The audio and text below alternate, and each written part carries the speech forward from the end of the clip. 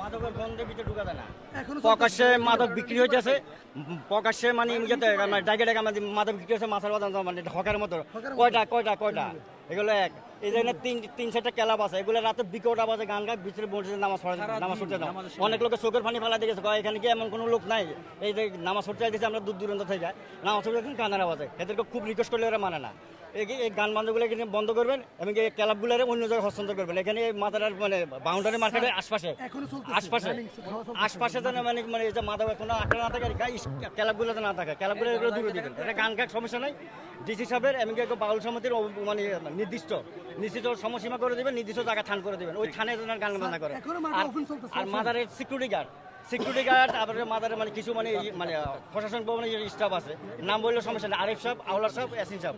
আর হলো সিকিউরিটি গার্ডের কমান্ডার শহীদ, তারপর দিয়ে হলো আপনার নুরুজ্জামান, ফিরোজ, আর হলো মঞ্জু। এদেরকে আরো একটু সাথে আর কয়েকটা লোক আছে, এদেরকে যদি সাবধান করবেন, এরা যেন মানে সিকিউরিটি ডিউটি করে। এক জায়গায় বই থাকে, গেটে সবগুলো বই থাকে, আর ভিতরে গাঁজা খায়।